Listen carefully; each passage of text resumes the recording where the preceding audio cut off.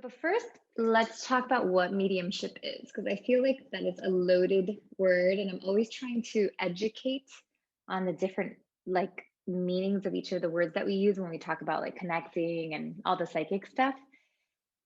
Not that they can't be used in different ways, and I'm not like a stickler for like kind of how, but I think that it's important to kind of understand maybe what we're trying to accomplish and like what word we're using to describe the thing that we're trying to accomplish.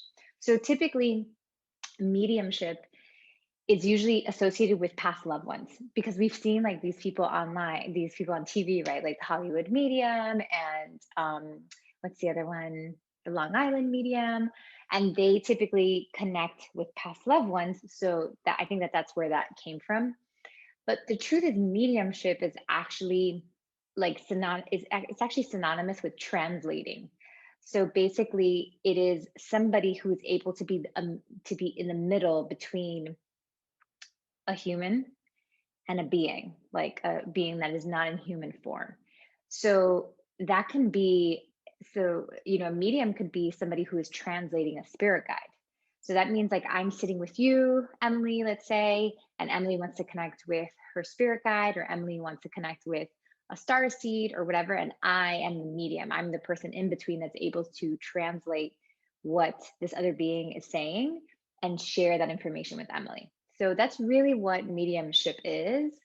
But we usually, and we're going to talk about past loved ones today, but I wanted to just put that out there so that you guys, have like an educated knowing of like these words. So there's definitely, I don't think that maybe that's a purist way of looking at the word mediumship. I'm sure there will be people that would debate me on that. But I think to keep things clean, like that's what, it's like it's really a translator. You'll also hear me talk about like the difference between connecting and channeling, which gets really mixed up too. So connecting is like I am sitting here and I'm going to connect to a past loved one. I'm going to connect to a spirit guide, and I'm going to keep that like I'm connecting. That's the first step of a medium. Basically, the first step is like, okay, I'm going to connect with this other being, get the information, and then mediumship is like I'm going to translate it. A lot of people also talk about channeling. So channeling, typically, I think we've been using the word channeling to say that I am channeling my spirit guide, or I'm channeling a star seed and I'm getting this information. But really what you're doing there is you're connecting. Channeling, most of us do not do channeling. Some of us do. But channeling is I have like left, in a way, emptied my body so that another being can use it to share its message. So you want to think channeling like Abraham Hicks, Esther Hicks. If you guys, I know I've talked about her before, but if you've ever seen her live, it's amazing. Like her physical form even changes when she allows the collective to come through to her and they start channeling through her. If you've read The Law of One, the raw material, raw is also something that was channeled. Like you can, mediumship, like you can be connecting to a lot of different things, but we're specifically going to talk about past loved ones. Super fun. So I have a special place in my heart for past loved ones because they're just so different than connecting with like a spirit guide or ascended masters or anything like that. It's like so fascinating connecting with past loved ones.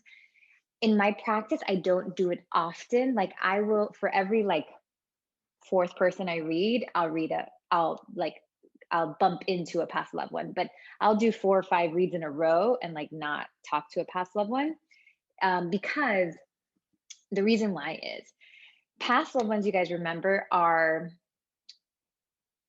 we don't know what level of being they are. Like we don't know if they're an old soul. We don't know like how advanced they are. We don't know if they're older or younger than us, right? So I can have a grandmother who I love dearly and who was an amazing like guide for me on this lifetime, who has passed. And I may want to connect with her and try to like seek out guidance from her. But the truth is like she might not be like a super evolved soul. So like the guidance she's going to give me is more like out of love, almost kind of like a human guidance, but she's not necessarily going to be able to give me like this super, wise guidance that maybe like an ascended master or a spirit guide or even source right? God would be able to give me. So um, they're I think that they're great for closure. I mean, it's a beautiful skill to have because um it's amazing. Like I've had a lot of clients that their loved ones have taken their lives, and like the closure that they receive from being able to connect with them is amazing. Or just being able to, even starting that spiritual process, usually past loved ones show up, because to let you know to like feel comfortable. A lot of you, if you guys have done any of the soul leader stuff and gone to the upper world or the underworld, like usually they will meet you in certain places. Sometimes they'll meet you in your Akashic records, things like that, to just let you know that this is working, that you're safe, that like this is a good place, all that kind of stuff. So they support in a lot of ways. But as for guidance, like I don't seek them out for like an everyday guidance where, I'll seek guidance from like these higher beings a little bit more often. So that's also why, because I'm in my practice and my readings, I'm really just trying to seek like the highest guidance for the client. I'm only going to use a past loved one if, first of all, the client asks for it, or second, because the client just like wants to connect with their past loved one, or sometimes they just show up. And then your past loved ones are there to support you, encouragement, and depending on their level, it's a some, and depending on where they're at, really, because a lot of the times I connect with past loved ones, and like somebody will summon their like grandfather who just passed, or their mother who just passed, and the mother will be like, I'm doing good, like I'm in retirement, like, and they actually don't want to connect with us so much. Sometimes like some of them are doing their own work and they're cleaning their own energy and all that kind of stuff, or they're just enjoying the time off and they don't want to be too involved. So it varies very much on the past loved one, where the past, there's so many variables when it comes to past loved ones. So just be mindful of that. So okay, the other important thing about past loved ones is not, remember, there's different levels of souls. So like you can be like a baby soul, like just starting out, and then you can be like a highly evolved soul, and there's all this stuff in between.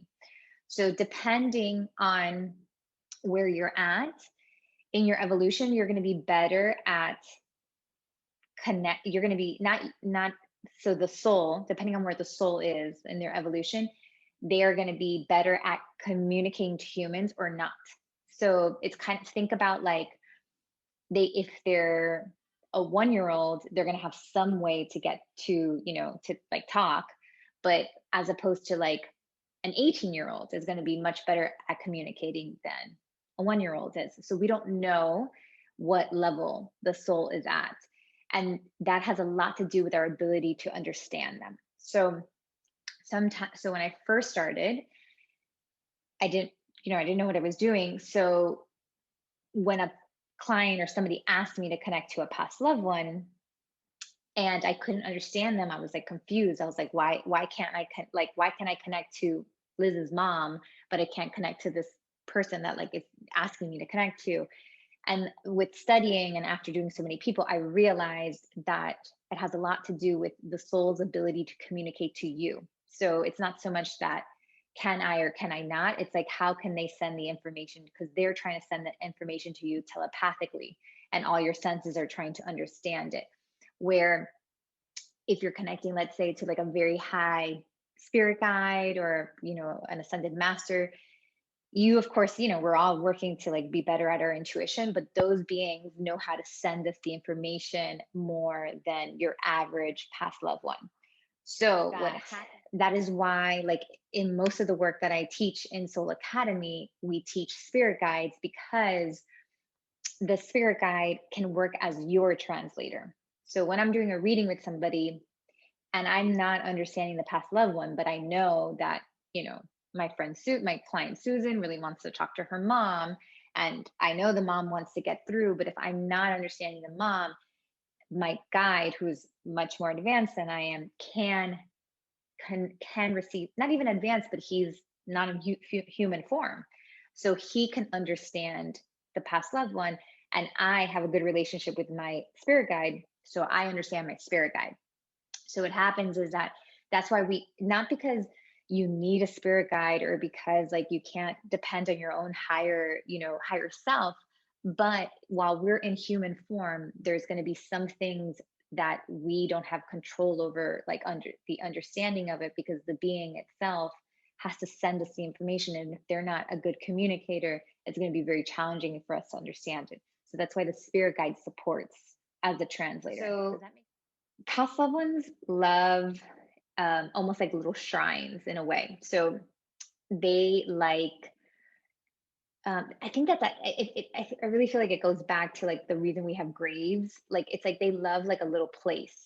That's why a lot of people do altars. You know, like that you have just like a little altar with the photo of the of your past loved one.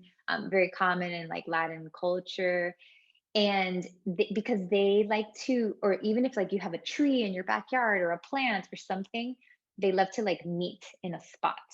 So if you can make them a little something, it doesn't have to be a shrine, but anything like this is like the plant, or this is like I have like um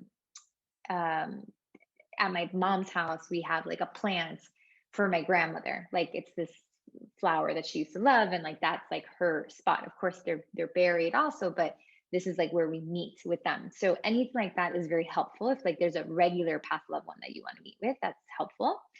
um Also, like if you're reading somebody else's past loved one, usually asking for something. That's why we see on TV like these mediums, they ask for something like a piece of jewelry or a photo, because there's something about like their energy on earth that like it still exists almost in a way. So anything that you can get, even if it's just like a photo or I just usually ask for the first name. That's like all I really need. But if you need more, like that's very helpful too. So just making sure that you have something like that.